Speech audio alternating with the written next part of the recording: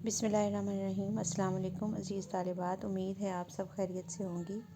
آج ہم مضمون کریں گے میری پسندیدہ کتاب، اور اس کے لیے ہم نے منتخب جو کی ہے کتاب پسندیدہ وہ ہے قرآن مجید۔ اللہ تعالیٰ نے مختلف نبیوں پر مختلف کتابیں اور صحیفے نازل فرمائے۔ سب سے آخر میں سردار الانبیاء حضور اکرم خاتم النبیین محمد صلی اللہ علیہ وآلہ وسلم کو مبعوث فرمایا، اور سب سے مقدس کتاب قرآن پاک آپ صلی اللہ علیہ وآلہ وسلم پر نازل فرمائی، جو سب سے آخری کتاب ہے، ایسی جامع کتاب جو دنیا میں سب سے زیادہ پڑھی جاتی ہے۔ قرآن کے معنی کثرت سے پڑھی جانے والی کتاب ہے۔ اس کتاب الہی کا یہ نام قرآن کسی انسان کا رکھا ہوا نہیں ہے، بلکہ یہ نام خود اللہ تعالیٰ نے رکھا ہے، جیسے کہ ارشاد ربانی ہے، اِنَّا نَحْنُ نَزَّلْنَا الذِّکْرَ عَلَيْکَ الْقُرْآنَ تَنزِیلًا۔ سورۃ الدہر کی یہ آیت ہے، جس کا ترجمہ ہے بے شک ہم نے تجھ پر قرآن کریم آہستہ آہستہ نازل کیا ہے۔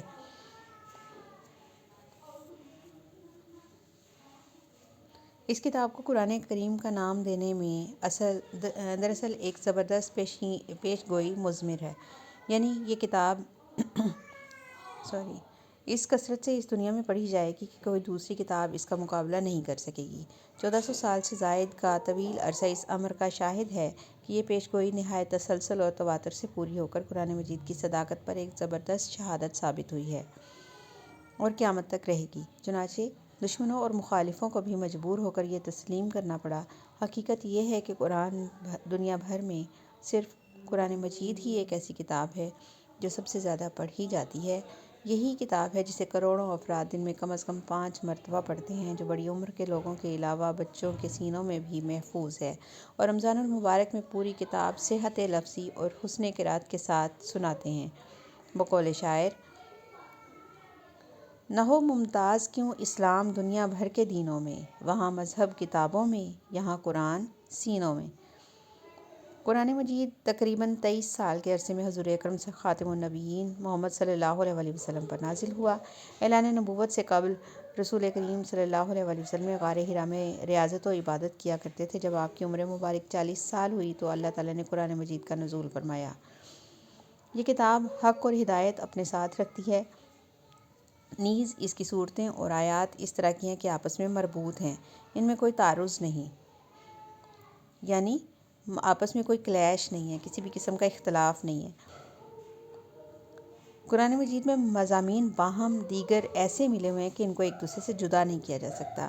قرآن حکیم سے ثابت ہے کہ حضرت موسیٰ علیہ السلام پر کچھ صحائف اور توریت نازل ہوئی، لیکن اس وقت یہودی اور موسیٰ علیہ السلام کی طرف 5 کتابیں منسوب کرتے ہیں اور اصل کتاب موجود نہیں۔ یہی کچھ دوسری مقدس کتاب زبور کے ساتھ ہوا، جو حضرت داؤد علیہ السلام پر نازل ہوئی۔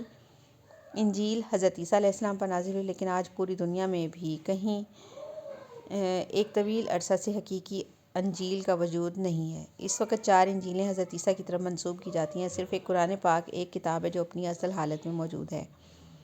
بقول شاعر، یہ وہ کتاب ہے جس کی کوئی مثال نہیں، یہی کلام ہے جس کو کبھی زوال نہیں۔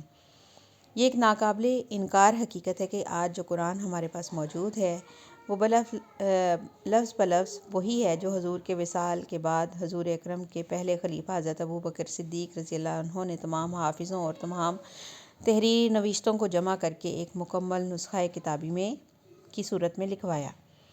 حضرت عثمان کے زمانے میں اس کی نقلیں سرکاری طور پر دنیائے اسلام کے مرکزی مقامات کو بھیجی گئیں۔ ان میں 2 نقلیں آج بھی دنیا میں موجود ہیں، ایک استنبول میں، دوسری تاشقند میں۔ پچھلی صدی کے آخر میں جرمنی میں میونخ یونیورسٹی کے ایک انسٹیٹیوٹ نے دنیائے اسلام کے مختلف حصوں سے ہر زمانے کے لکھے ہوئے قرآن مجید کے طبعی اور مطبوع 32,000 نسخے جمع کیے۔ ان نسخوں میں کتابت کی غلطیوں کے سوا کوئی فرق نہیں۔ بقول شاعر، بدلے کا زمانہ لاکھ مگر قرآن نہ بدلا جائے گا۔ یہ لام الف لا لکھنا ہے بیٹا یہاں پہ۔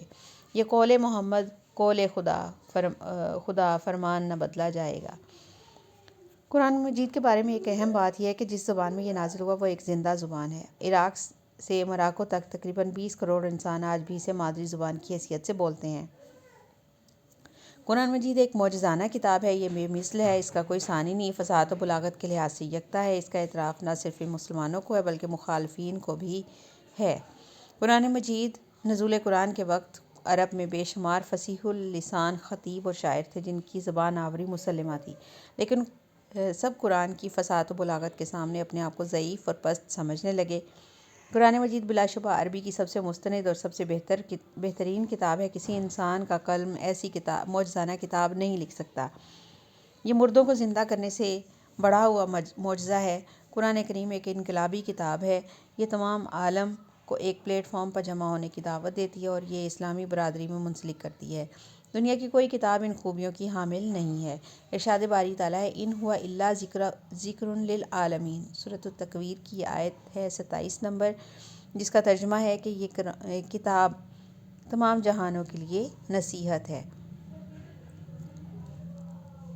یہ کتاب اپنی اثر آفرینی یعنی اثر انگیزی، اثر اپنا چھوڑنے کے ضمن میں اس کے حوالے سے اس ضمن میں جواب نہیں رکھتی۔ بڑے بڑے سرکش اور دشمن اسلام قرآن مجید کی آیات سن کر دائرہ اسلام میں داخل ہو گئے۔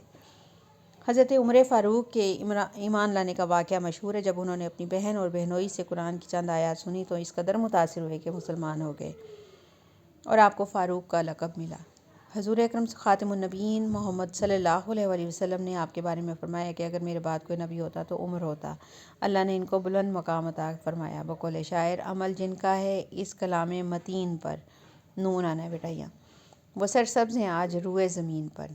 یہ کتاب علم و ادب کا مرقع ہے اور سرچشمہ ہدایت ہے۔ رہتی دنیا تک اس کے انسانوں کے لیے اس میں ہدایت و رہنمائی ہے۔ سمندر کو کوزے میں بند کرنے کے مصداق اس کتاب میں علوم کے تمام خزانے موجود ہیں۔ یہ کتاب ھدی للناس ہے۔ یہ کتاب ہر قسم کے شک و شبہ سے بالا تر ہے، یہ شک و شبہات سے پاک ہے، جیسا کہ ارشاد ہے ذالک الکتاب لا ریب فیہ، کہ یہ کتاب وہ ہے جس میں کوئی شک نہیں۔ قرآن مجید وہ واحد کتاب ہے جو صداقت کے معیار پر پورا اترتی ہے، کیونکہ یہ کتاب نہ صرف اپنی سچائی بلکہ سابقہ کتب کی سچائی پر گواہ ہے۔ قرآن پر عمل کرنا بھی آسان ہے۔ قرآن کریم ایک زندہ کتاب ہے جو ہر لحاظ سے منفرد ہے، مقدس اور جامع ہے۔ اس نے انسانوں کی ہر موڑ پر رہنمائی فرمائی ہے۔ یہ ہمیں سمجھاتی ہے کہ ہمارا زمین پر چلنا عاجزی سے ہو، کلام خوش اسلوبی سے ہو، مصیبت کے موقع پر صبر ہو، غلطی پر معافی ہو، فیصلے میں عدل سے ہوں، خرچ میں اعتدال ہو، برے کاموں سے بچنا، اچھے کاموں کو کرنا، ایک دوسرے کی مدد کرنا، چھوٹوں پر شفقت ہو، بڑوں کا ادب ہو، معاشی زندگی ہو یا سیاسی معاشرتی ہو یا اخلاقی، ہر موڑ پر ہماری رہنمائی کرتی ہے۔ یہ کتاب ہمیں مرنا اور جینا سکھاتی ہے۔ یہ ہمیں بتاتی ہے کہ اگر جینا ہے تو کس مقصد کے لیے اور اگر مرنا ہے تو کس مقصد کے لیے۔ بقول شاعر، فنا فی اللہ کی تہ میں بقا کا راز مضمر ہے۔ جسے مرنا نہیں آتا اسے جینا نہیں آتا۔ قرآن کو کسی نے بھی توجہ سے پڑھا ہو وہ اس کی تاثیر سے ضرور حیرت زدہ ہوگا، اور یہی خصوصیت اسے دنیا بھر کے لاکھوں اور کروڑوں کتابوں سے الگ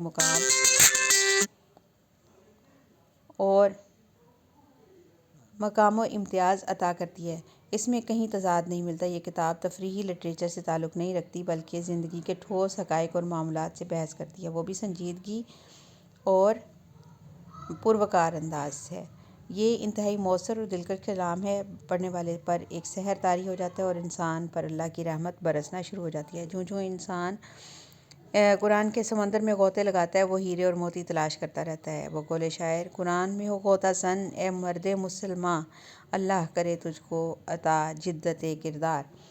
قرآن ایک ایسا مکمل دین پیش کرتا ہے گویا یہ زندگی کی کتاب ہدایت ہے۔ اس میں نظام تہذیب کا خاکہ دیا گیا ہے۔ اس کتاب کا موضوع انسان ہے، یہ انسانی زندگی کے ہر پہلو سے بحث کرتی ہے۔ قرآن ایک جامع اور دلکش کتاب ہے۔ اس کے بار بار پڑھنے سے قاری اکتاہٹ محسوس نہیں کرتا بلکہ قاری کو اپنے رب کے قریب کر دیتی ہے۔ ارشاد باری تعالیٰ ہے، یقیناً یہ قرآن وہ راستہ دکھاتا ہے جو سب سے سیدھا ہے۔ اصلاح عالم کا بس اب ساماں ہونا چاہیے، سب کا دستور العمل قرآن ہونا چاہیے۔ یہی ہے آرزو، تعلیم قرآن عام ہو جائے، ہر ایک پرچم سے اونچا پرچم اسلام ہو جائے۔ اگر ہم نے اس قرآن کو، اس مقدس کتاب کو پس پش ڈال دیا تو ہم گمراہیوں کی وادیوں میں جا گریں گے۔ اور آج کا مسلمان قرآن سے دور ہوتا جا رہا ہے، اس لیے پریشانی اور ذلت کی زندگی گزار رہا ہے۔ وہ زمانے میں معزز تھے مسلمان ہو کر، اور تم خوار ہوئے ہو تارک قرآن ہو کر۔ تو بیٹا آخر میں شعر کبھی نہیں لکھنا، اس کے اینڈ میں آپ نے لکھنا ہے کہ اللہ تعالیٰ ہمیں قرآن پر عمل کرنے اور اس کے مطابق اپنی زندگیوں کو ڈھالنے اور زندگیاں گزارنے کی توفیق عطا فرمائے، آمین۔ وہ آپ کا اختتامیہ ہوگا، اختتامی جملہ ضرور لکھنا ہے، اور آخر کبھی بھی جو ہے وہ کسی بھی مضمون کا شعر پر نہیں کرنا۔ اللہ آپ کا حامی و ناصر ہو۔ اللہ حافظ۔